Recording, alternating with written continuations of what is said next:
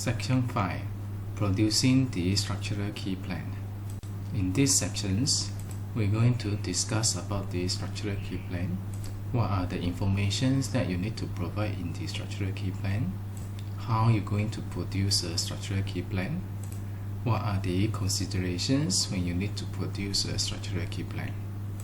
First, you need to know what is structural key plan. It is basically a plan produced by engineers on basis of the floor plan given by the architect in the architectural drawing, and this structural key plan demonstrates the layout of the beams, positions of the columns, the slabs, and the respective details. From the structural key plan, you will know the locations and the alignments of the structural elements as the main reference for the structural detailings. It will be the center of reference of the structural aspects. Before we deal with the structural key plan, which normally students perceive it as a structural key plan only comprised of illustrations of the beams and columns, there is one more important thing, that will be the general notes, which normally comes together with the structural key plans. These general notes provide a lot of important information associated to the structural plan given by the engineers, as well as the specifications or general designs as decided by the engineers. There will be a list of the structural drawings together with the drawing numbers, which serve as the table of content for the plans produced by the engineers. You know that a typical building, depending on the numbers of stories, there will be quite a numbers of the structural floor key plan, and on each floor there are many structural elements. Each element will have their own detailings. This is demonstrated to the contractors for them to know how to construct the structural element. You have beams, slabs, columns, foundations, and staircase. Out of so many structural elements, every single one of them have their own unique design. There will be quite a number of structural drawings produced. All these will be organized in a manner that is easy to trace and refer to. This comes to the importance of the list of the structural drawing, as if the tables of content for the contractor to easily locate the detailings of the respective members. It also provides information regarding the code of practice utilized, which in the local industry, it will be either DBS or Eurocode. Although education-wise and theoretically in the industrial, at least as recognized by the local authorities, it should be Eurocode that superseded British standard. However, some industrial practitioners still prefer to use British standards.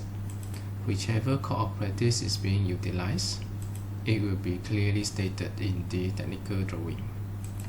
It also provides details regarding the properties of the grade of the materials. For example, grade 25 for beam, column, and slab, and grade 15 for lean concrete. For your information, the lean concrete is made out of low cementitious material content, which is also concrete, but not actually meant for the structural usage.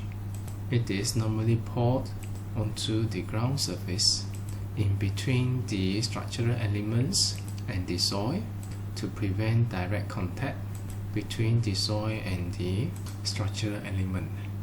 Next, there will be information regarding the concrete cover. For example, the concrete cover for the foundations 50 mm, and concrete cover for the other structural elements are 25 mm. This one you will need to design by yourself.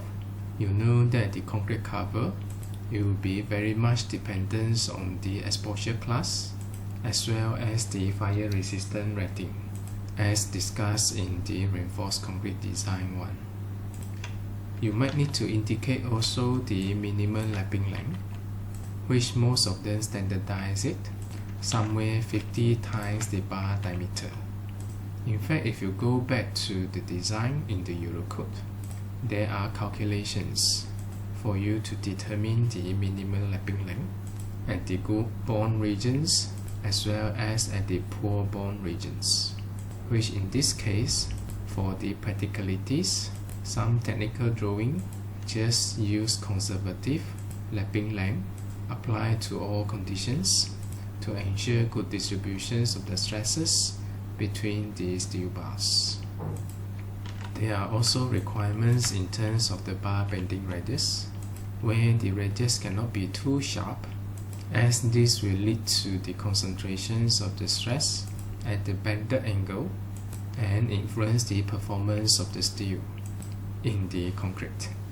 Some they even standardize the curtailments for the slab and for the beam as a reference to the contractor, and some also provide detailings for the RC stiffeners, which is not actually a column, that the loads is not actually transferred directly into the foundations.